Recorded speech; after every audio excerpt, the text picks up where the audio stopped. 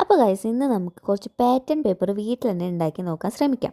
Journal ചെയ്യാനും ക്യൂട്ടായിട്ടുള്ള envelope ഉണ്ടാക്കാനൊക്കെ നമുക്ക് കുറച്ച് പാറ്റേൺ പേപ്പറിൻ്റെ സ്റ്റാമ്പാണ് ഞാനിന്ന് ചെയ്തെടുക്കാൻ ഉദ്ദേശിക്കുന്നത്. അപ്പം നമുക്ക് വേറൊന്നും വേണ്ട, കുറച്ച് കാർഡ്ബോർഡ് പീസസ് വേണം. ഇതേപോലെ 2-3 പീസ് എടുക്കാതെ ഇതേപോലെ ഒന്ന് ടാപ്പ് ഒട്ടിച്ച് കൊടുത്താൽ അതൊന്ന് കളർ പേപ്പറിലൊക്കെ ഒന്ന് റാപ്പ് ചെയ്ത് ഒരു ബോക്സ് കണക്കെ ഉണ്ടാക്കി കൊടുക്കാം.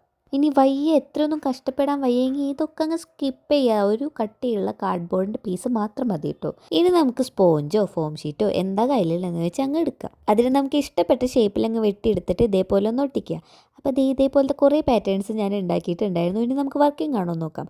ഞാൻ സ്കെച്ച് വെച്ചിട്ടാണ് കേട്ടോ ഇത് ആദ്യം ട്രൈ ചെയ്ത് നോക്കിയത്. അപ്പോൾ അത് കുഴപ്പമില്ല. പക്ഷേ രണ്ടാമത്തെ ഒരു വട്ടം കൂടി ചെയ്യുമ്പോഴേക്കും ലൈറ്റർ ഷെയ്ഡ് ആവുകയാണ്.